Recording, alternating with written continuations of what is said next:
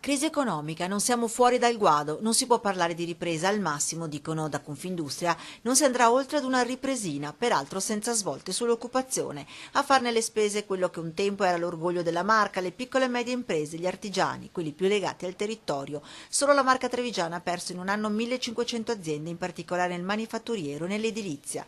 La ricaduta sull'occupazione è stata devastante. Al 30 giugno di quest'anno sono più di 31.000 i disoccupati, oltre 5.000 in più rispetto alla stessa data dell'anno scorso. Serve una scossa, dicono gli industriali, serve la modifica del cuneo fiscale. Possiamo cercare di mettere denaro in maniera distribuita e il taglio del cuneo fiscale, e noi abbiamo detto non vogliamo soldi per abbattere il costo del lavoro in questo momento, soldi che vadano ai nostri dipendenti, chiaramente sarebbe una distribuzione di liquidità sul territorio che andrebbe consumata subito, andrebbe investita in spesa perché ormai siamo al limite quasi della sopravvivenza con tutti questi aumenti che ci sono, le famiglie non ce la fanno più.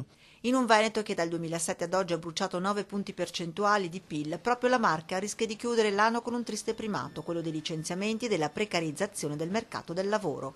La speranza del cambiamento oggi dunque è aggrappata proprio alle proposte del governo Letta, fresco di fiducia. Personalmente ho fiducia di Letta perché si presenta con idee piuttosto chiare.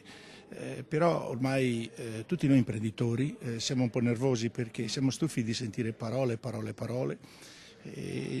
Al contrario aspettiamo dei provvedimenti concreti, provvedimenti che aiutano le imprese. Alla crisi che permane un altro spettro si aggiunge e fa forse ancora più paura agli industriali, l'entrata in vigore il prossimo anno del Fiscal Compact, con l'Italia che deve recuperare il 3% del debito pubblico ogni anno, da qui una richiesta al governo. Credo che sia questo il momento per andare a chiedere una riduzione dell'inasprimento, soprattutto la possibilità di emettere dei bond finalizzati a una spesa positiva, produttiva, e lo possiamo fare da adesso a fine anno. Con questa credibilità credo che il governo abbia l'obbligo di tentare.